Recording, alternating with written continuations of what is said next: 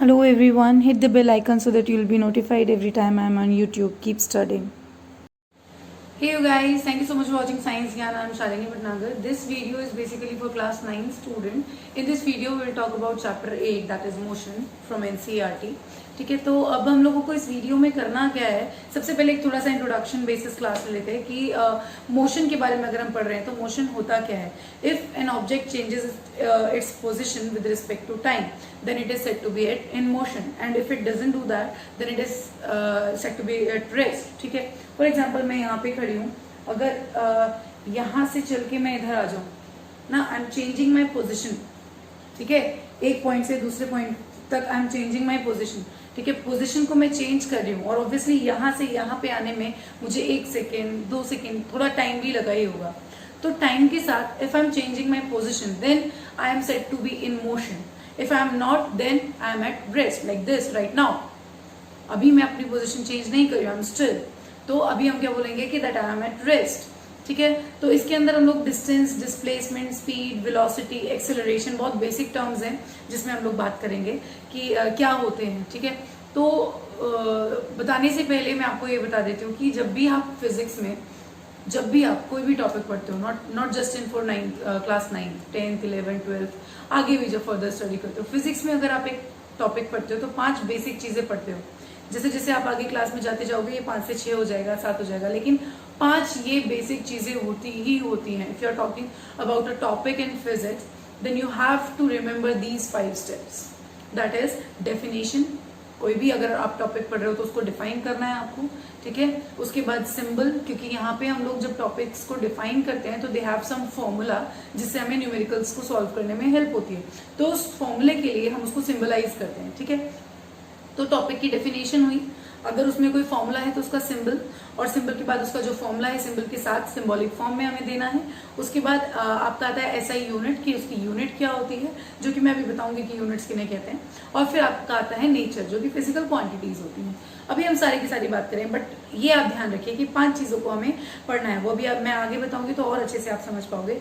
देखो जरा इधर, जब यहाँ पे मैं डिस्टेंस और डिस्प्लेसमेंट को एक साथ बता देती हूँ. ठीक है, इधर हम डिस्टेंस की बात करते हैं और यहाँ पे डिस्प्लेसमेंट के बारे में बात करेंगे. ऐसा मैं इसलिए कर रही हूँ ताकि बाद में मैं आपको डिफरेंशिएट कराने में हेल्प कर सकूं, आपके लिए इजी हो जाएगा वो. ठीक है, सो डिस्टेंस क्या होता है, तो डिस्टेंस का जो डेफिनेशन है, सबसे पहले मैंने अभी आपको बताया 5 चीजें हमें पढ़नी है. 1, 2, 3, 4 एंड 5. ठीक है, 5 चीजें पढ़नी है. सबसे पहले है आपकी definition. Define the distance, define the term distance. कैसे आप उसको डिफाइन करोगे, आपको पता है डिस्टेंस क्या होता है, लेकिन when you talk about how to define it तो थोड़ा सा कंफ्यूजन होने लगती है कि किस तरह से डिस्टेंस को कैसे हम डिफाइन कर सकते हैं. So distance is what, distance is the total path covered by an object या total path covered by the body. ठीक है, मान लीजिए एक पर्सन है, इस पॉइंट से ए से स्टार्ट करता है चलना, बी पे जाता है, फिर बी से सी पे चला जाता है. मान लीजिए ए से बी आने में उसको जो उसने ट्रैवल किया वो डिस्टेंस x था. ठीक है, और बी से सी उसने जो ट्रैवल किया वो y था. तो टोटल उसने डिस्टेंस जो ट्रैवल किया वो क्या हुआ, x प्लस y. तो total path travelled by the body is called distance. Total path travelled by the body is called distance. अब डिस्टेंस की सिंबल क्या होती है, दूसरा हम लोगों ने बात की थी सिंबल के बारे में. ठीक है, इसका सिंबल होता है s. कुछ लोग इसको d से भी डिनोट करते हैं, बट d से क्योंकि हम डायमीटर को भी दिखाते हैं इसलिए ताकि वहां पे आपको कंफ्यूजन ना हो, इसलिए हम यहाँ पे इसको s की यूज करते हैं. एनसीईआरटी ने भी यही किया हुआ. Next, formula. इसका ऐसा कोई फॉर्मूला नहीं है, क्योंकि अभी मैंने ये एग्जाम्पल लिखा है. तो मान लीजिए इसका फॉर्मूला हो गया x प्लस वाई. अगर वो और आगे जा रहा है तो मान लीजिए z डिस्टेंस ट्रैवल कर रहा है, a b c distance travel कर रहा है, आप उसको ऐड करते जाइए. फॉर्मूला क्या किससे बना है, आपका टोटल पाथ से.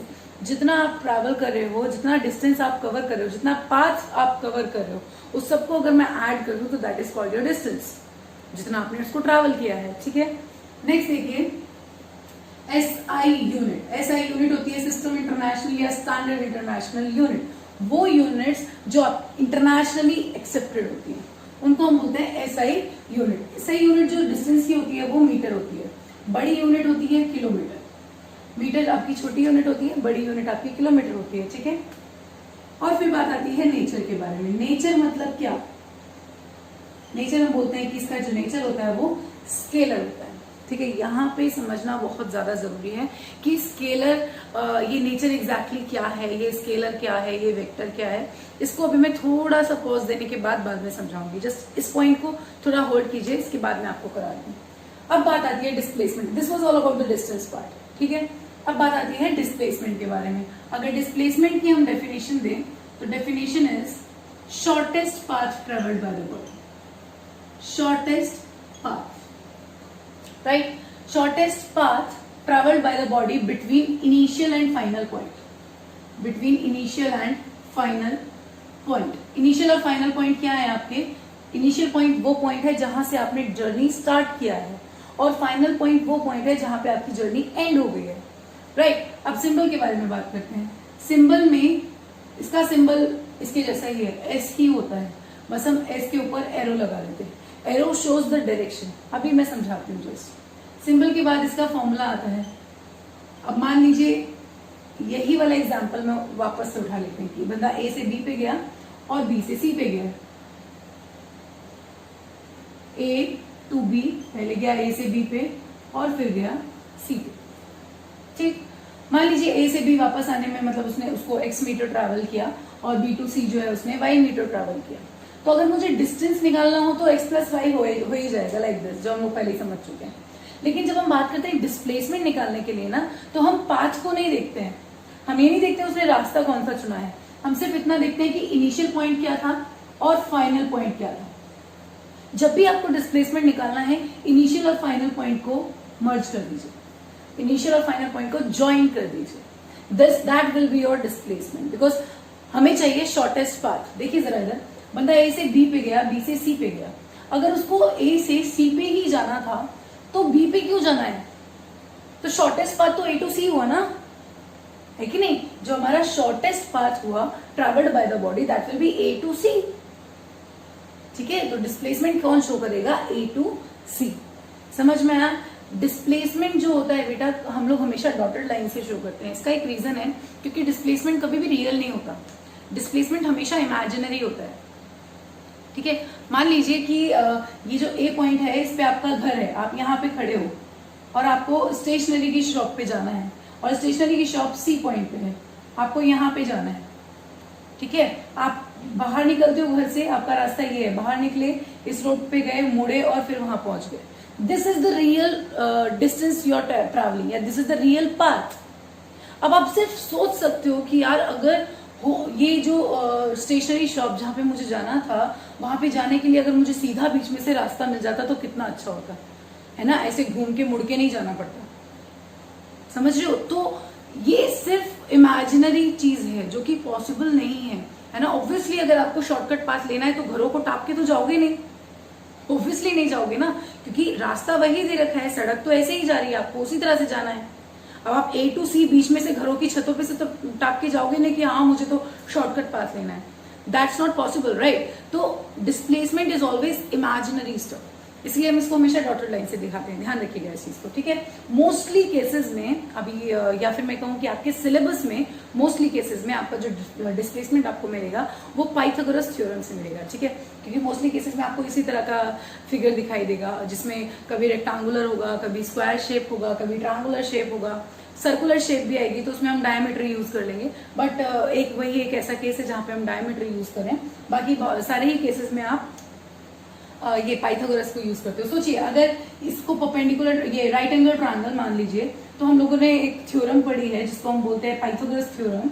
तो अगर मुझे AC की वैल्यू निकालनी हो तो पाइथागोरस थ्योरम में यही था, हाइपोटेन्यूज का square, AC is the hypotenuse right here, ठीक है। तो AC इज हाइपोटेन्यूज का स्क्वायर, हाइपोटेन्यूज का square is equals to perpendicular का स्क्वायर प्लस बेस का स्क्वायर। मुझे चाहिए AC which will show the displacement.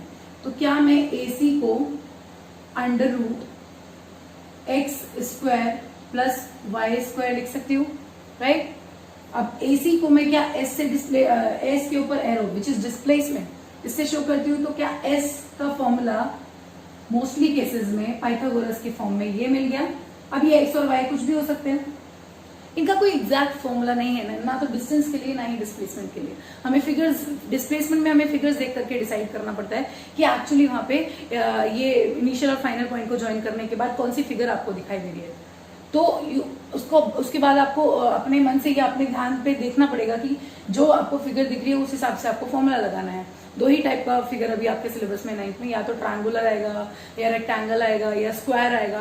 तो रेक्टेंगल हो गया, स्क्वायर हो गया या ट्रायंगुलर हो गया, उसमें तो आप पाइथागोरस ही यूज करोगे, ठीक है। लेकिन अगर सर्कुलर हो गया तो उसमें मोस्टली हम डायमीटर वाला बात करते हैं बस, और कोई शेप अभी आप लोगों के सिलेबस में नहीं है, राइट। ओके, तो फॉर्मूला हो गया दिस। अब हम बात करते हैं एसआई यूनिट के बारे में।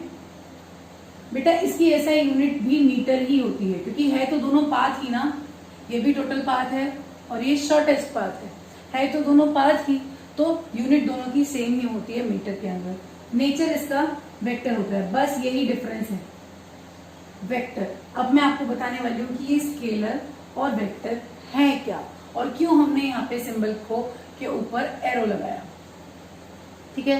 तो ध्यान से सुनिए, इसको हम समझाने के लिए मैं आपको बताऊंगी फिजिकल क्वांटिटीज के बारे में।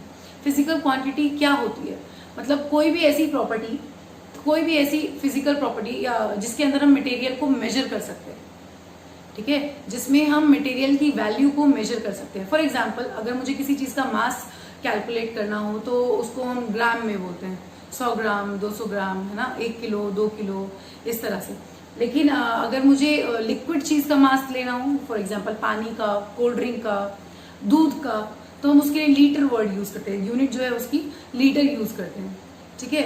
टाइम के बारे में बात करें तो मिनट, आवर, सेकेंड यूज करते हैं। डिस्टेंस के बारे में बात करें तो मीटर, सेंटीमीटर, किलोमीटर, ये यूज करते हैं। तो आपने ध्यान दिया होगा, कभी भी हम डिस्टेंस को ये नहीं बोलेंगे यार आज तो बहुत थक गए, आज तो हम 2 किलो चल के आए हैं। हम क्या बोलते हैं, 2 किलोमीटर चल के आए हैं। तो दैट मेक्स सेंस ना कि 2 किलोमीटर, दैट मीन्स जब आपने किलोमीटर लगा दिया तो that means you are talking about the distance right here. जब वहां पे 2 kg बोल रहे थे तो दैट इज द मास, उसको आप चल नहीं सकते, राइट, वो तो वजन है ना। किलोग्राम लगते ही आपके दिमाग में आ गया कि अरे ये वजन के बारे में बात करेगा, भैया इतना किलो दे दो, समझ में आ जाएगा कि ये किलो है, मतलब कोई सॉलिड चीज के बारे में बात कर रहे हैं। भाई इतनी लीटर दे दे, मतलब किसी लिक्विड चीज के बारे में बात कर रहा है। मतलब अगर हम किसी के आगे उसका रेफरेंस जिसको मैं यूनिट बोलती हूँ, अगर हम किसी भी नंबर के आगे उसकी यूनिट लगा दे तभी उसका कोई मतलब बनता है। फॉर एग्जाम्पल जरा देखिए, मान लीजिए मैंने यहाँ पे 3 नंबर्स या ऐसे ही नंबर लिखे 1 1 1 या 10 कर दीजिए इसको, 10 10 10। ध्यान से देखिएगा, इसको समझने के लिए बहुत जरूरी है, ठीक है। ये 10 है, ये 10 है, ये 10 है, ये मैंने क्या लिखा है, समझ में आया कुछ? It is just a number, it is just a number until and unless I am not putting any unit right here, right? जब तक मैं इसके अंदर कोई यूनिट, कोई रेफरेंस नहीं लिख दूं तब तक ये सिर्फ एक नंबर है जिसका कोई सेंस नहीं बनता, just a mathematical value, that's it, समझे। तो अगर मैं इस 10 के आगे किलोग्राम लगा दूंगी, नाउ यू अंडरस्टैंड, अरे we are talking about mass here, right. अब अगर मैंने 10 के आगे किलोमीटर लगा दिया, ओह दिस इज डिस्टेंस। अब मैंने 10 के आगे आर लगा दिया, अरे ये तो टाइम बन गया। तो देख रहे हो, ये जो मैंने रेफरेंस यूज किया है, किलोग्राम, किलोमीटर, आर, इसको हम, इसी रेफरेंस को हम यूनिट कहते हैं, जिसमें मैं यहाँ पे बात कर रही हूँ, ठीक है।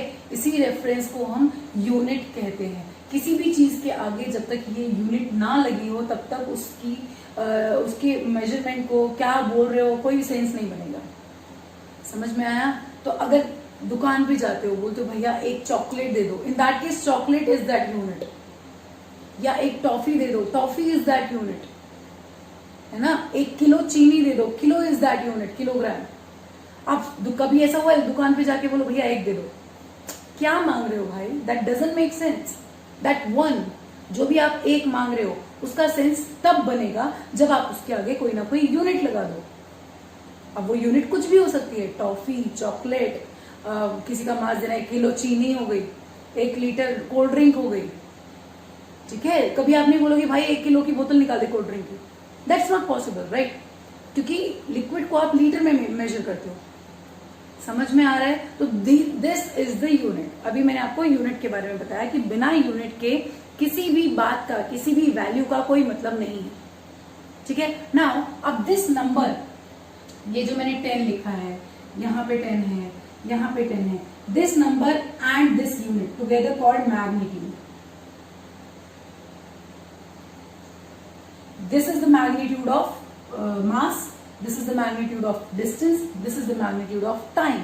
मैग्नीट्यूड का मतलब कुछ भी नहीं है। हम जैसे नॉर्मल डेज में बोलते हैं ना कि टाइम की वैल्यू ये है, डिस्टेंस की वैल्यू ये है, दैट वैल्यू इज फिजिक्स में मैग्नीट्यूड, बस ताकि अच्छा बस दिखे, सुनने में अच्छा लगे, अरे बड़ा भारी वर्ड है। तो मैग्नीट्यूड मतलब वैल्यू ही होता है।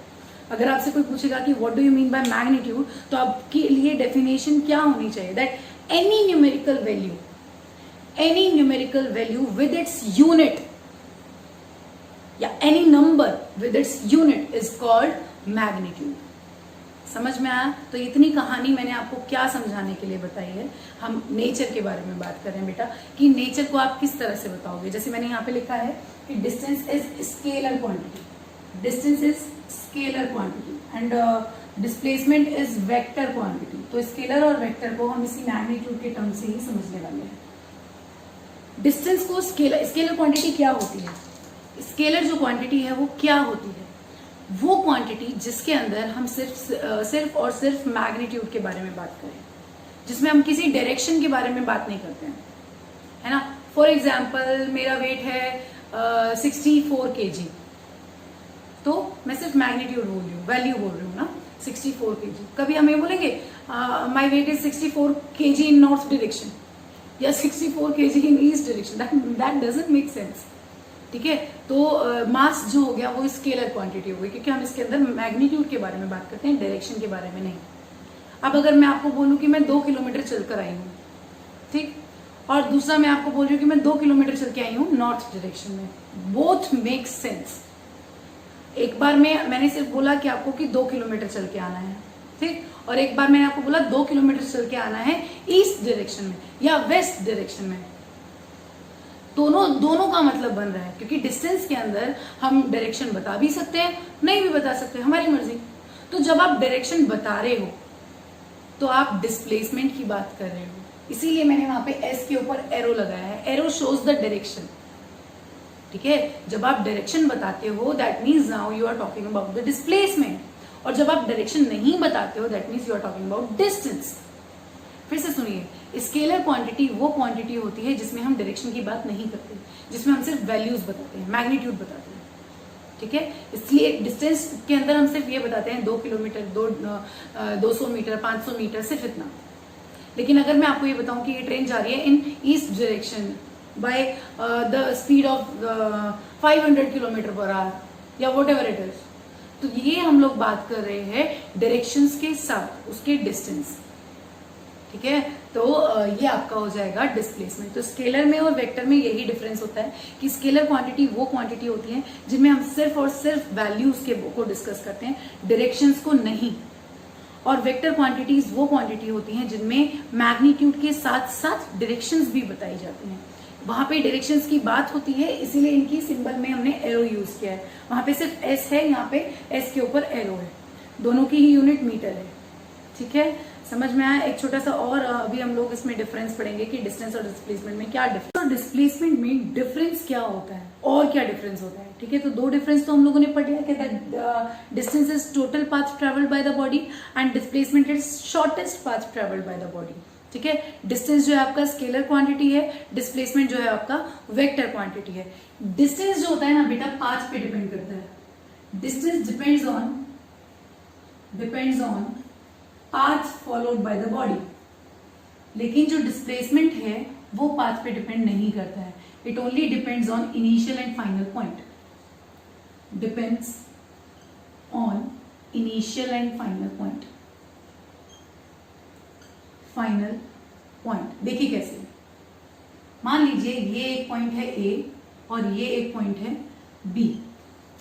आपको इस ए पॉइंट से ए टू बी आना है, ए पॉइंट से बी पॉइंट तक आना है।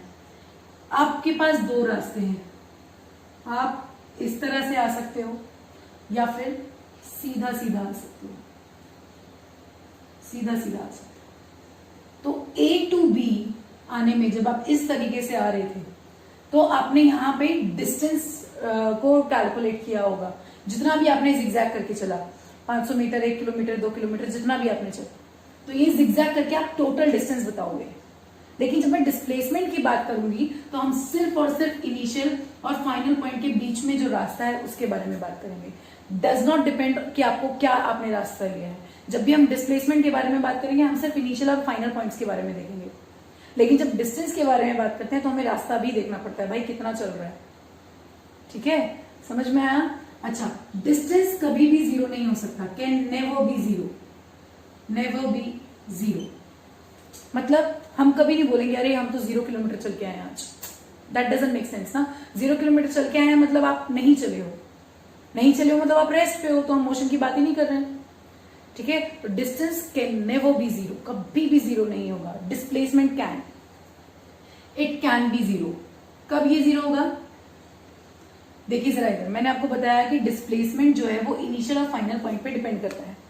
अगर इनिशियल और फाइनल पॉइंट सेम हो तो, मतलब अगर लूप के पाथ में ट्रैवल कर रहा है तो, सर्कुलर पॉइंट में ट्रैवल कर रहा है तो, मान लो एक सर्कल में ट्रैवल कर रहा है, ए से स्टार्ट किया, ए पॉइंट से स्टार्ट किया, पूरा चल करके आया और ए पे ही वापस आ गया, तो there is no path between initial and final point because initial and final points were same.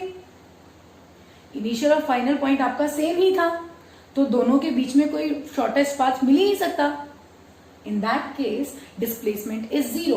दूसरा एग्जांपल ले लो, स्क्वायर में भी आप बोल सकते हो कि ए बी सी डी, एक बंदा गया ए से बी पे गया, बी से सी से डी से वापस ए पे आ गया।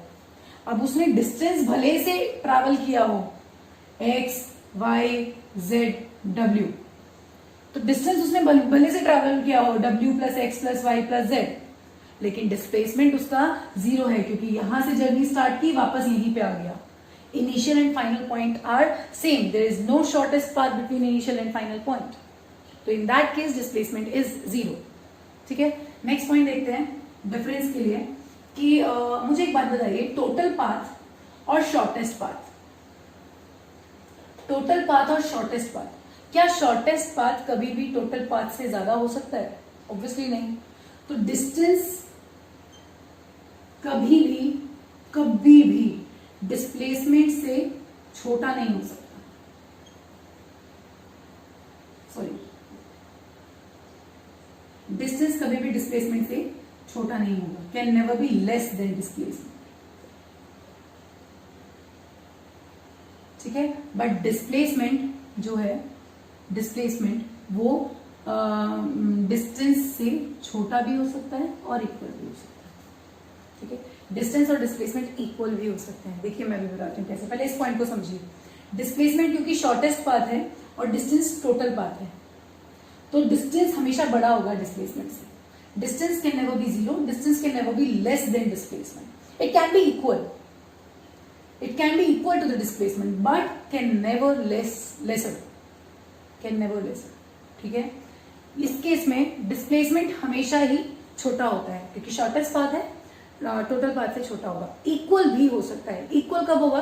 When a person walks in a straight line, एक स्ट्रेट रोड पे, एक ए पॉइंट से बी पॉइंट पे सीधा सीधा चले जा रहा है, मान लो 100 मीटर चल रहा, तो उसका डिस्टेंस भी 100 मीटर है, डिस्प्लेसमेंट भी 100 मीटर है, क्योंकि डिस्प्लेसमेंट की केस में भी इनिशियल पॉइंट ये है, फाइनल पॉइंट ये है। ठीक है, तो क्योंकि स्ट्रेट लाइन है, कहीं पे मुड़ा होता तो हम शॉर्टकट पाथ निकालते, क्योंकि स्ट्रेट लाइन में मूव कर रहा है तो in that case distance is equal to the displacement. Right, समझिए इस चीज को। अब हमें इसके ऊपर बेस्ड कुछ न्यूमेरिकल्स करने हैं जो कि मैं थोड़ी देर में करूंगी।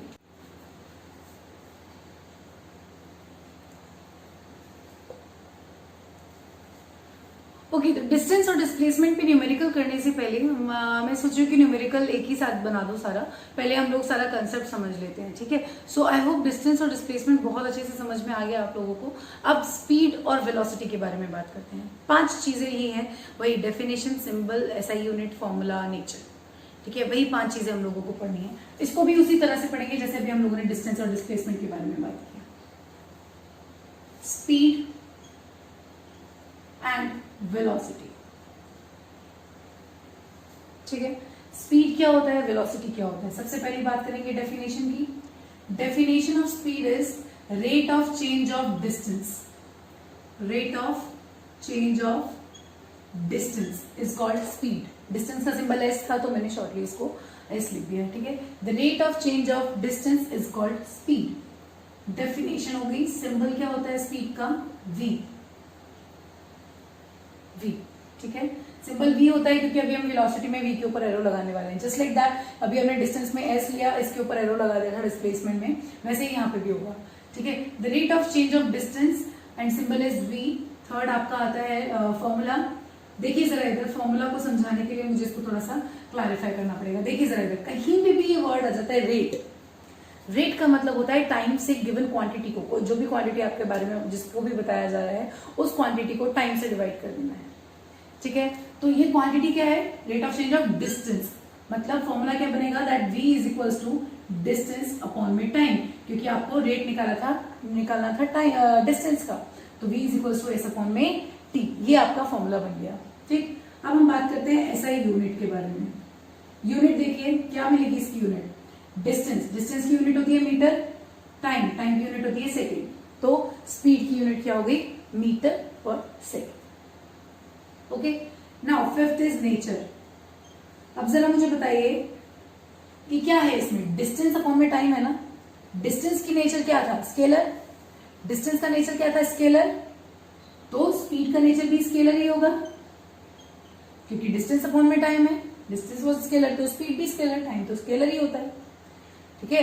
टाइम तो स्केलर ही होता है ना बेटा। टाइम में आप यही तो बोलते हो 2 बज गए 3 बज गए, कभी आप बोलते हो नहीं 2 बजे नॉर्थ डायरेक्शन में या 2 बजे ईस्ट डायरेक्शन में। You are not talking about the direction, right. तो time is also scalar quantity. तो स्केलर, डिस्टेंस भी स्केलर है, टाइम भी स्केलर है। तो स्पीड का नेचर क्या हो गया आपका, scale.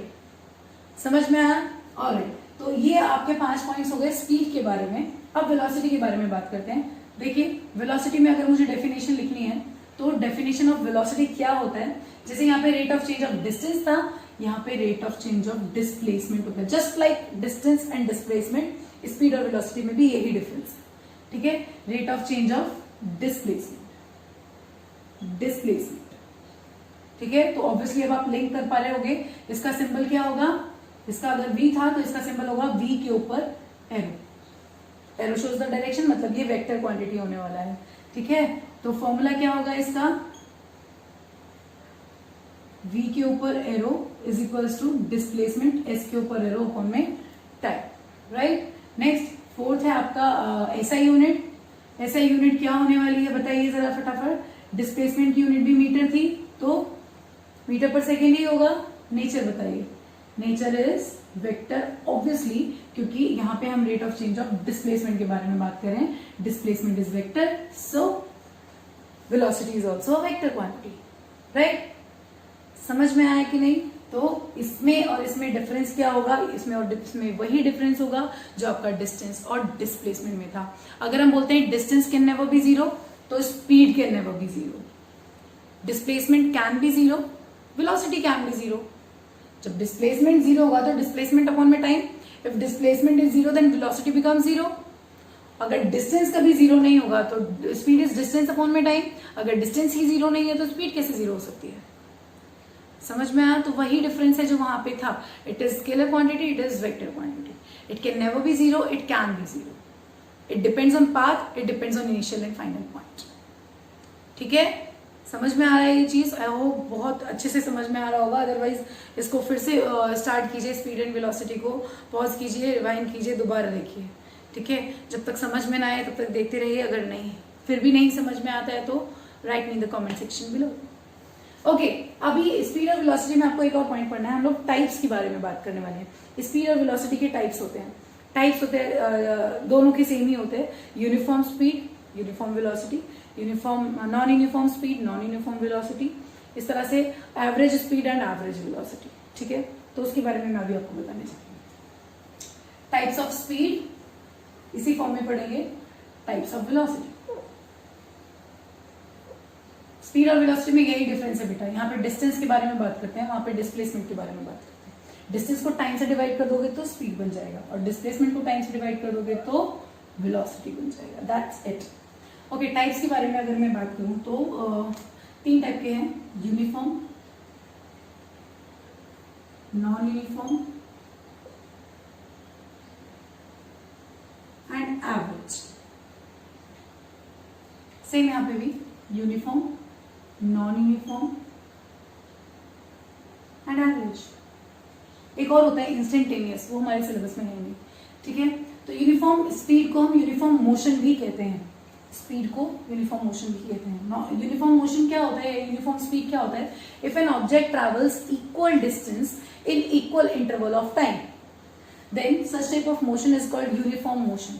Equal distance in equal interval of time, for example कि मान लीजिए ये एक रोड है, ठीक है, यहां से आप गाड़ी में हो मान लो, ठीक है, यहाँ पे एक गाड़ी है जो कि कुछ ज्यादा अच्छी नहीं दिखेगी, ठीक है, गाड़ी है, ए पॉइंट से बी पॉइंट पे इसको जाना है, ठीक है। इसने इस जर्नी को मैं इस तरह से इसका डिवाइड कर देती हूँ, ठीक है, इसकी स्पीड को समझने के लिए इसकी जर्नी को थोड़ा सा मैंने डिवाइड कर दिया। मान लीजिए ए से ये बी पॉइंट तक मुझे जाना था, ये पॉइंट एक्स मान लेते हैं, वाई मान लेते हैं, जेड मान लेते हैं और इसको मान लेते हैं W.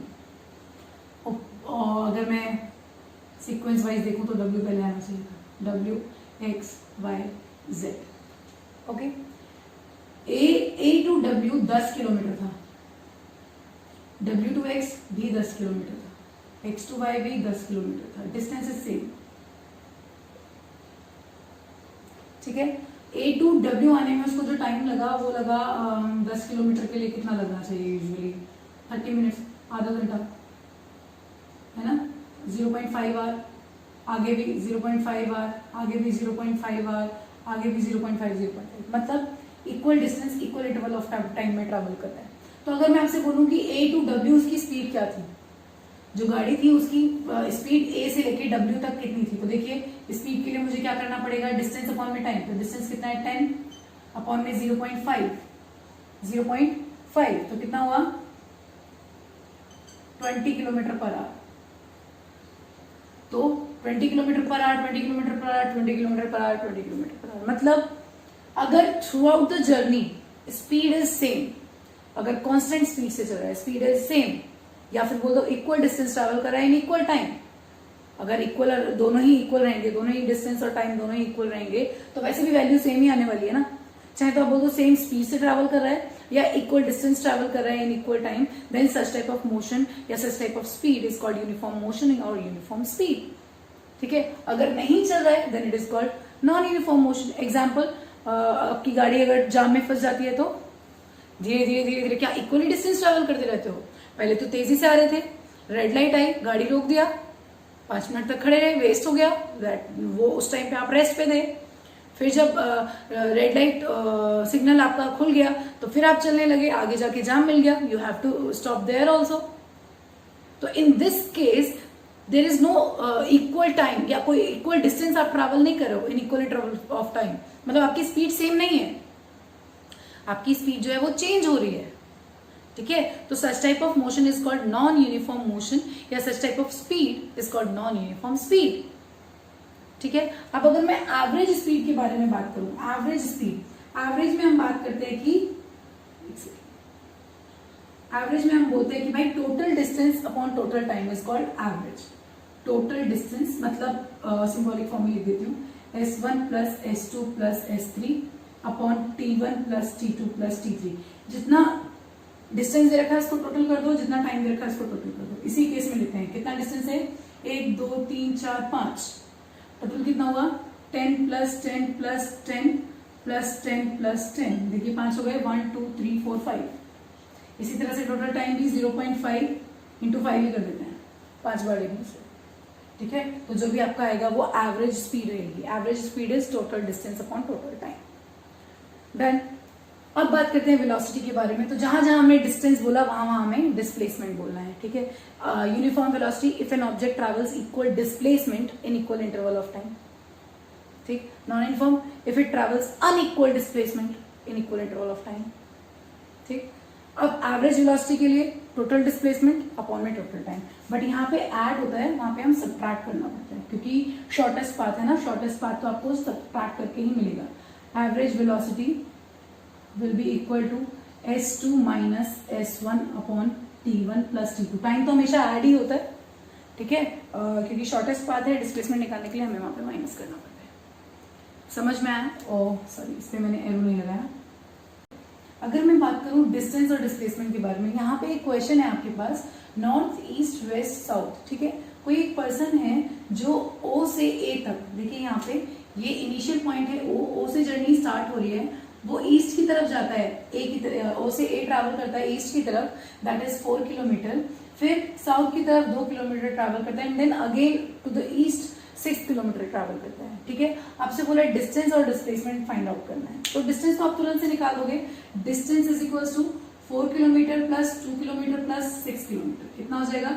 6 plus 4 10 plus 12 10 plus 2 12 kilometre. Distance तो आपने निकाल दिया, डिस्प्लेसमेंट आप कैसे निकालेंगे इसमें? तो मैं आपको बता चुकी हूँ डिस्प्लेसमेंट निकालने के लिए, क्योंकि डिस्प्लेसमेंट जो है वो इनिशियल और फाइनल पॉइंट पे डिपेंड करता है। तो हमें क्या करना है, इनिशियल और फाइनल पॉइंट को, मैं इस ए को ऊपर लिख देती हूँ, ए पॉइंट, इनिशियल और फाइनल पॉइंट को हमें कनेक्ट कर देना है बाय डॉटेड लाइंस, ठीक है। अब देखिए, मैंने आपको बताया था किसी भी टाइप की शेप हो, फिलहाल आपका मोस्ट ऑफ द क्वेश्चन के आंसर डिस्प्लेसमेंट में आपको पाइथागोरस थ्योरम से ही मिलेंगे। तो मेरे को ओसी हाइपोटेन्यूज की तरह तो दिख रहा है, लेकिन मुझे राइट एंगल ट्रायंगल नहीं दिख रहा, तो वो हमें बनाना पड़ेगा, ठीक है। तो मैंने क्या किया कि इसको यहां से ज्वाइन कर दिया, कर सकते हैं, नो इश्यू। इस पॉइंट को मैंने डी दे दिया, ठीक है, बी को मैंने डी से कनेक्ट कर दिया, राइट। अब देखिए O टू A, क्योंकि 4 किलोमीटर था और एक रेक्टेंगल या स्क्वायर के सामने आमने का जो साइड होता है वो इक्वल होता है, तो क्योंकि O टू A 4 किलोमीटर है तो D टू B, तो B तो 4 किलोमीटर हो जाएगा, and since A to B 2 kilometre है तो O to D B 2 kilometre हो जाएगा, ठीक है। तो इस तरह से हम इस क्वेश्चन को सॉल्व करेंगे। देखिए अब आपको एक ट्रायंगल मिल गया ODC, राइट एंगल ट्रायंगल मिल गया, ट्रायंगल ODC आपको मिल गया है, दिखाई दे रहा है।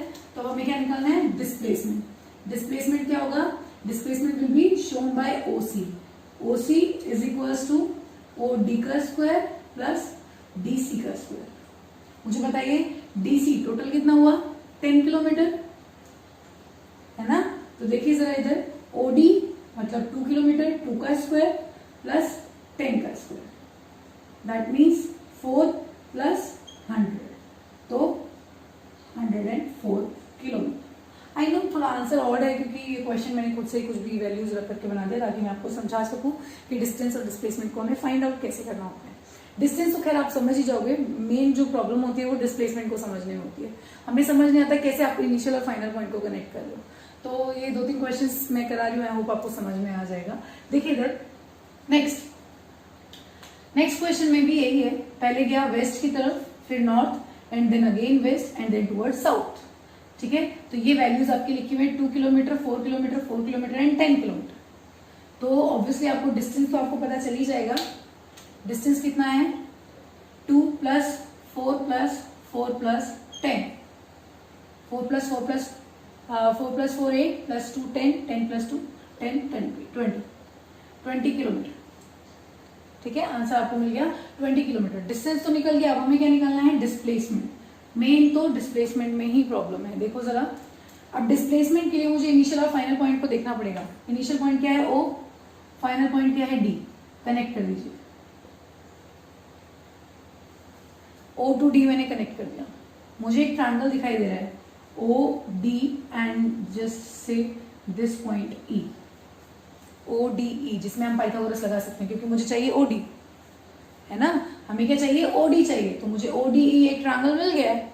अब मुझे देखना है DE की वैल्यू कितनी है, राइट। मुझे पता करना है कि DE की वैल्यू कितनी है। जरा देखिए C टू E जो वैल्यू हुई वो 4 हुई, 4 किलोमीटर, और C से लेके D तक पूरा आपका जो है वो 10 किलोमीटर है।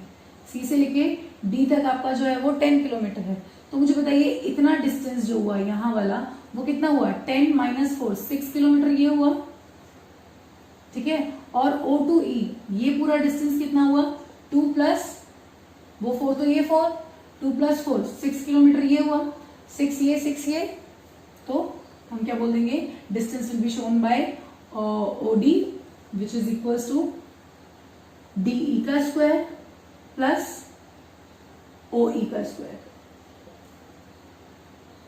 ना, DE का स्क्वायर प्लस OE का स्क्वायर। तो कैसे मिलेगा देखिए, DE कितना है, DE आपका 6 था, 6 का स्क्वायर प्लस 6 का स्क्वायर कितना आएगा, 36 प्लस 36, 102 किलोमीटर, सॉरी 72 किलोमीटर, हाँ 72 किलोमीटर। समझ में आया? तो दिस वाज डिस्प्लेसमेंट। इसी तरह से हम लोग डिस्प्लेसमेंट को फाइंड आउट करते हैं। ठीक है, एक और क्वेश्चन है आपके एनसीईआरटी की बुक में ही है वो क्वेश्चन, फार्मर वाला एक क्वेश्चन है, इंटेक्स क्वेश्चन है, देखिएगा उसको, बहुत ही इंपॉर्टेंट क्वेश्चन है। वो कह रहा है कि एक फार्मर है जो अपनी स्क्वायर फील्ड को प्लव कर रहा है। ठीक है, एक फील्ड है जो कि स्क्वायर शेप में है, उसकी साइड है 10 मीटर। ठीक है, 10 मीटर की साइड है, 10 मीटर स्क्वायर है तो इक्वल होंगे A, B, C and D। एक चक्कर 1 राउंड वो पूरा करता है 40 सेकेंड्स के अंदर। ठीक है, तो at the end of 2 minute 20 seconds, 2 minute and 20 seconds, at the end of 2 minute 20 seconds वो कितना डिस्टेंस ट्रैवल करेगा और कितना डिस्प्लेसमेंट ट्रैवल करेगा। क्वेश्चन ये है कि एक फार्मर है, उसकी स्क्वायर फील्ड है, 10 मीटर की साइड है, जो एक चक्कर लगाता है फील्ड को प्लव करने के लिए 40 सेकेंड लगते हैं, तो 2 मिनट 20 सेकेंड में वो कितना डिस्टेंस कवर करेगा और कितना डिस्प्लेसमेंट कवर करेगा, दोनों आपको बताना है। तो मुझे बताइए 2 मिनट 20 सेकेंड कितने सेकेंड्स होते हैं, अगर मैं इसको एक यूनिट में कन्वर्ट कर दूं तो 2 इंटू 60 होगा, 2 इंटू 60 प्लस 20, 2 इंटू 60 कितना हुआ, 120 प्लस 20, दैट इज 140 सेकेंड्स ना, 140 सेकेंड्स। टोटल टाइम हमें कितना चाहिए, हमें 140 सेकेंड में बताना है कि 140 सेकेंड में उसने कितना डिस्टेंस और कितना डिस्प्लेसमेंट ट्रैवल किया। ठीक है, कि कितना डिस्टेंस और कितना डिस्प्लेसमेंट ट्रैवल किया। देखिए जरा इधर, अगर एक राउंड वो 40 सेकेंड में लगा रहा है तो 2 राउंड 80 सेकेंड में लगाएगा, 80 सेकेंड्स। 3 राउंड के लिए उसको कितना टाइम लगेगा, 120 सेकेंड्स। हमें कितना चाहिए, 140। 4 राउंड के लिए उसको कितना टाइम लगेगा, 160 सेकेंड्स। तो देखिए जरा, जो 140 है वो 3 और 4 के बीच में आ रहा है, तो टोटल नंबर ऑफ राउंड्स कितना हुआ, total number of rounds will be 3.5। 3 चक्कर पूरे और चौथा चक्कर आधा ना, तो 3.5 नंबर ऑफ राउंड आपका हुआ 3.5। अब मुझे निकालना है 3.5 राउंड्स के लिए उसने डिस्टेंस कितना ट्रैवल किया होगा। देखो जरा, एक राउंड में डिस्टेंस हुआ 10 प्लस 10 प्लस 10 प्लस 10, मतलब पेरीमीटर की बात कर रहे हो आप, पेरीमीटर ऑफ स्क्वायर की बात कर रहे हो ना, 4 इंटू साइड्स। एक राउंड के लिए कितना हुआ, 40, 4 इंटू 10। 2 राउंड के लिए कितना हुआ, अगेन 40, 40 प्लस 40 80 हो गया। तो 3.5 राउंड्स के लिए कितना होगा, तो मैं क्या करती हूँ, फॉर्मूला क्या बनेगा आपका कि distance is equals to 3.5 into perimeter of square, perimeter of square that is 4 into sides, 4 into a mean side. तो देखिए जरा साइड कितनी है, 3.5 इंटू 4 इंटू 10, पॉइंट हटाइए, कैंसल आउट, कितना आएगा 140 मीटर। डिस्टेंस आपका आ गया 140 मीटर। अब हमें चाहिए डिस्प्लेसमेंट। डिस्प्लेसमेंट निकालने के लिए मैं ये रख कर देती हूं,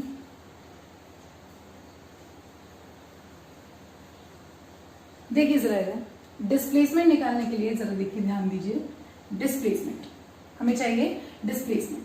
तो डिस्प्लेसमेंट निकालने के लिए देखिए, मुझे नंबर ऑफ राउंड कितना है, 3.5, नंबर ऑफ राउंड कितना है 3.5। तो देखिए ए से स्टार्ट किया होगा, वापस ए पे आया होगा, when initial and final points are same, तो डिस्प्लेसमेंट 0। तो फॉर फर्स्ट राउंड के लिए तो डिस्प्लेसमेंट 0 हो गया, सेकेंड राउंड के लिए फिर से डिस्प्लेसमेंट 0 हो गया क्योंकि दोबारा भी उसने पूरा कर लिया, थर्ड राउंड भी पूरा कंप्लीट किया था तो भी डिस्प्लेसमेंट 0। अब जो बाकी का 3.5 जो बचा, मतलब कि उस केस में ये बंदा ए से स्टार्ट किया होगा, ट्रैवल करते हुए बी पे गया होगा, बी पे, और लास्ट में कहा गया सी पे, रुक गया। स्क्वायर का आधा मतलब इतना ही होता है ना, 3.5, 3 राउंड तो पूरे, आधा मतलब ए से बी पे आया, बी से सी पे आ गया, वहीं रुक गया। तो मुझे इनिशियल और फाइनल पॉइंट को कनेक्ट करना है।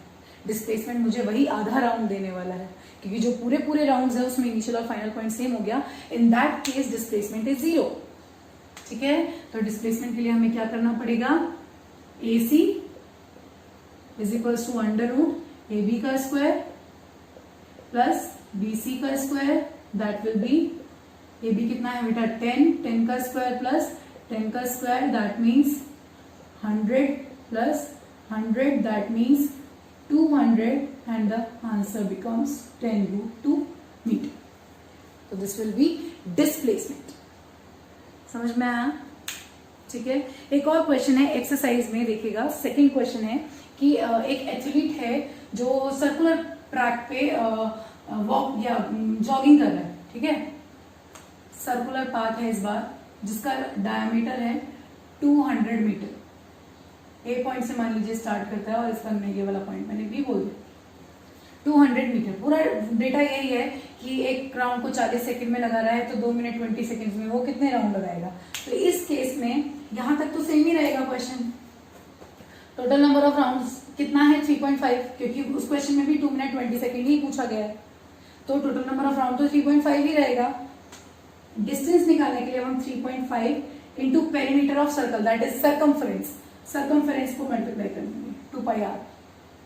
ठीक है, तो 3.5 इंटू 2 इंटू 22/7, और क्योंकि डायमीटर इसका 200 है तो रेडियस कितना हो जाएगा 100। ठीक है, तो पॉइंट हटाइए 0, 7 5 जा 35, तो इसका आंसर आएगा 2200 मीटर। ये तो आपका डिस्टेंस हो गया। ठीक है, ये आपका क्या हुआ डिस्टेंस। अब डिस्प्लेसमेंट चाहिए हमें। ठीक है, डिस्प्लेसमेंट के लिए देखिए क्या करेंगे, वही चीज है भाई। स्टार्टिंग के जो 3 राउंड थे उसके लिए तो 0 हो गया, जो आधा राउंड था उसमें वो ए से स्टार्ट किया गया होगा और बी पे आया होगा। अब यहाँ तो पाइथागोरस लग नहीं सकता, तो यहाँ पर displacement will be equal to the diameter. Initial point ये रहा, फाइनल पॉइंट ये रहा, कनेक्ट करो। डायमीटर कितना है 200 मीटर, डिस्प्लेसमेंट भी 200 मीटर। ठीक है, तो this was all about the distance and displacement numericals. Try कीजिए, और भी बहुत सारे न्यूमेरिकल्स हैं। इसी तरह से आप डेटा चेंज करते रहिए। इसका यहाँ 2 मिनट 20 सेकंड है, 1 मिनट 20 सेकंड कर दीजिए, 2 मिनट 40 सेकंड कर दीजिए। तो इसको चेंज करते रहिए टाइम को, और प्रैक्टिस कीजिए इस तरह से। अपने आप कोई भी वैल्यू रख लीजिए, क्या फर्क पड़ता है। ठीक है, बस प्रैक्टिस करने से समझ में आना चाहिए। अगर समझ में आ गया है तो वेल एंड गुड, नहीं समझ में आया है and you are not able to understand it by yourself, तो write me in the comment section below और call me if you have my number, otherwise it's okay. अब हम लोग बात करेंगे स्पीड और वेलोसिटी के न्यूमेरिकल्स के बारे में, राइट। तो आपके एग्जाम्पल में एनसीईआरटी में एग्जाम्पल दे रखा है, एग्जाम्पल 8.2, उसमें क्वेश्चन है, बहुत बेसिक क्वेश्चन है वैसे तो स्पीड का, कि एक ओडोमीटर है जो स्टार्टिंग, जब ट्रिप स्टार्ट होती है तो at the starting of the trip उसका जो ओडोमीटर है वो 2000 किलोमीटर शो कर रहा है, और at the end of the trip it shows 2400 kilometre. तो क्या बताइए मुझे कि जो ट्रिप में डिस्टेंस ट्रैवल किया गया वो तो सिर्फ 400 किलोमीटर था ना बेटा। 2000 किलोमीटर से उसने ट्रिप को स्टार्ट किया, ओडोमीटर मतलब जो डिस्टेंस को शो करता है, 2000 किलोमीटर पे उसने स्टार्ट किया और जो एंड हुई ट्रिप वो 2400 किलोमीटर पे हुई। तो उस ट्रिप में उस बंदे ने कितना ट्रैवल किया होगा, 400 किलोमीटर ओनली ना।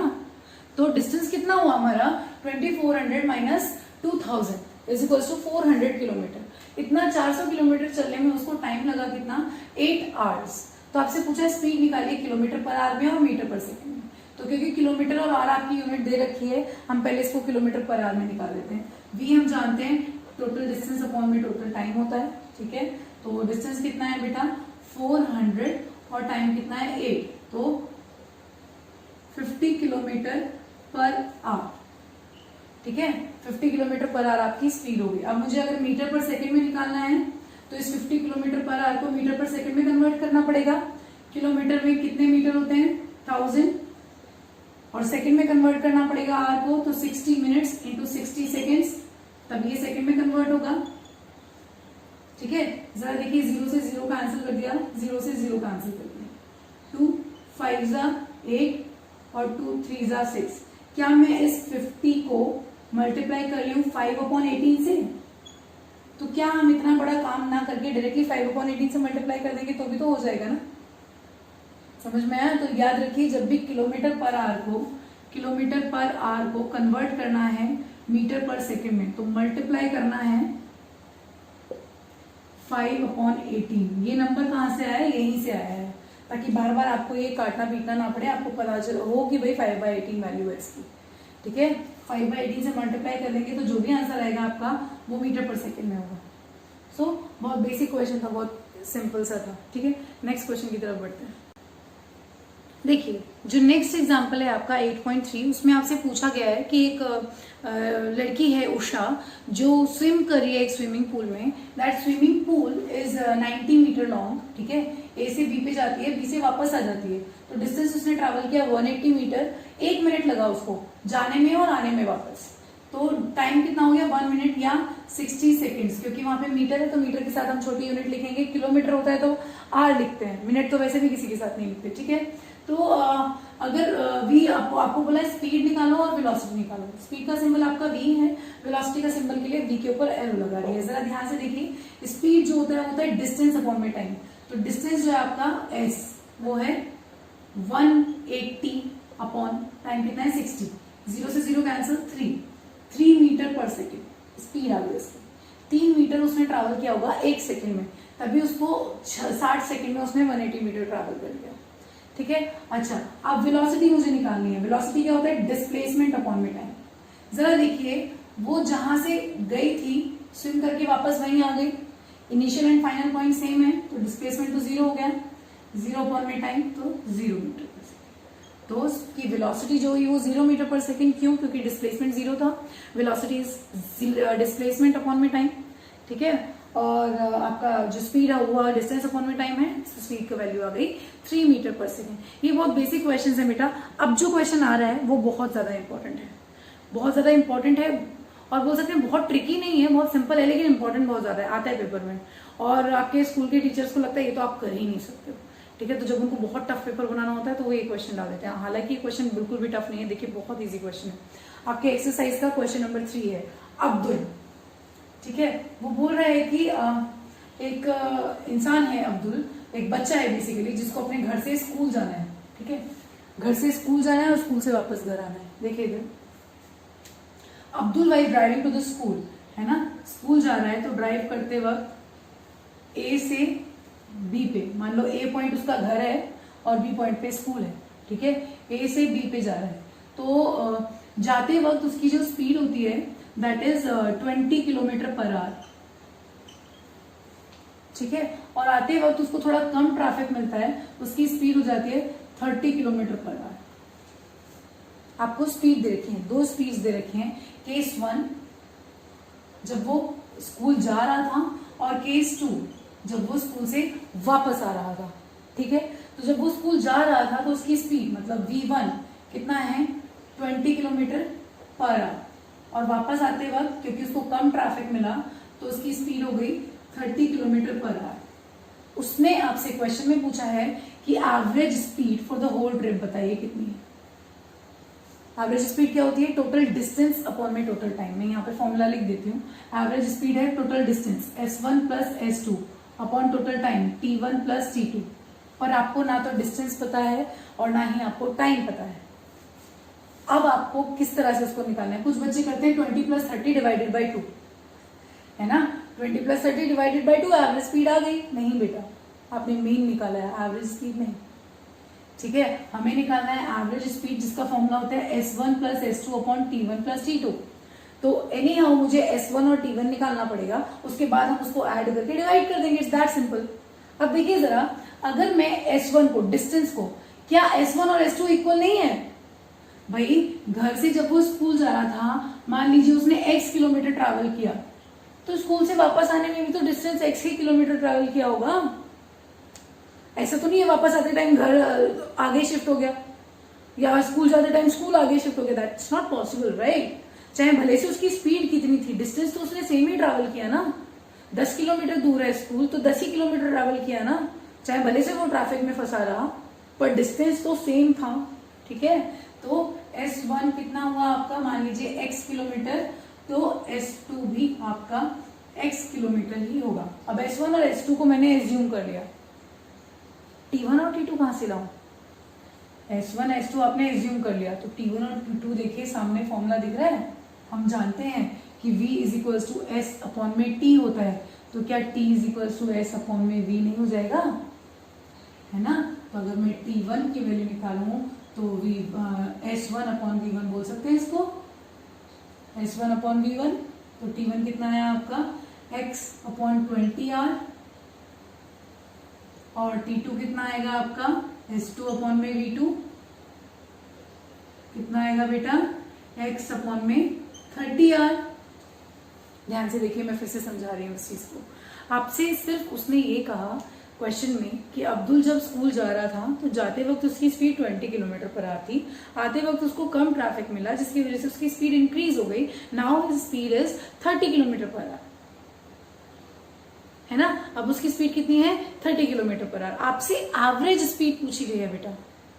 एवरेज स्पीड का सिर्फ एक फॉर्मूला है हमारे पास, that is total distance upon में टोटल टाइम। ठीक है, अब टोटल डिस्टेंस के लिए फॉर्मूला लगाया मैंने S1 प्लस S2, तो हमने ध्यान दिया कि भाई दोनों ही केसेस में डिस्टेंस तो सेम ही है, चाहे घर से स्कूल जा रहा है चाहे स्कूल से घर आ रहा है, तो मैंने S1 और S2 को x मान लिया, आप कुछ भी मान लो। ठीक है, तो मैंने उसको x मान लिया। अब T1 और T2 कैसे मिलेगा? By the formula v is equal to S upon में टी, डिस्टेंस अपॉन में टाइम। तो इसके लिए अलग टाइम मिल गया, इसके लिए अलग टाइम मिल गया, तो T1 और T2 भी हमें मिल गए। अब बस फॉर्मूले में पुट करना है। देखिए जरा इधर फॉर्मूला क्या है, S1 प्लस S2, तो पहले S1 प्लस S2 निकाल दीजिए। S1 plus S2 is equal to x plus x, that will be 2x, और T1 प्लस T2 में कर दूं तो x upon 20 plus x upon 30 is equal to, LCM ले लीजिए, 60 आएगा LCM, 3x plus 2x is equal to 5x upon 60, x upon 12 हो गया टोटल टाइम। अब फॉर्मूले में पुट कर दीजिए, वी एवरेज क्या था, S1 plus S2 upon T1 plus T2 is equal to, S1 plus S2 की वैल्यू आपकी कितनी है, 2x अपॉन में x इंटू 12, क्योंकि अपॉन में 12 था ऊपर चला गया, x से x कैंसिल, 12 इंटू 2 कितना हुआ, 24 किलोमीटर पर आवर। समझ में आया? इतना सा क्वेश्चन था। अब इसी क्वेश्चन को पहले तो आप अच्छे से समझ लो वीडियो देखकर, इसी क्वेश्चन को डिजिट्स को चेंज कर दो, जहां 20 और 30 था वहां 20 और 40 कर दो, पूरा क्वेश्चन सेम है, अब्दुल को ही रहने दो, 20-40 कर दो, ठीक है, या 30-50 कर दो, जो भी आपको करना है, अपने आप से डिजिट चेंज करो और 3-4 बार इसी क्वेश्चन को करके देखो, बहुत अच्छे से समझ में आ जाएगा। बहुत ही सिंपल क्वेश्चन है, बस टीचर्स आपके स्कूल में इस क्वेश्चन को दे दे के आपको डराती रहती है, दैट्स इट। ठीक है, अगर इसी क्वेश्चन में मैं आपसे पूछूं कि एवरेज वेलोसिटी बताइए, दैट इज 0, क्योंकि घर से स्कूल गया, स्कूल से वापस घर आ गया। वेलोसिटी क्या होता है, डिस्प्लेसमेंट अपॉन में टाइम, तो डिस्प्लेसमेंट तो 0 हुआ ना, इनिशियल और फाइनल पॉइंट्स तो सेम थे, तो डिस्प्लेसमेंट 0 होते ही एवरेज वेलोसिटी 0। समझ में आया? So this was all about the formula या numericals of based on speed and velocity. इससे पहले हम लोग डिस्टेंस और डिस्प्लेसमेंट के कर चुके हैं। नाउ अब जब भी हम लोग वीडियो बनाएंगे तो उसमें मैं एक्सेलरेशन के बारे में बात करूंगी। Okay, see you in the next video, bye bye.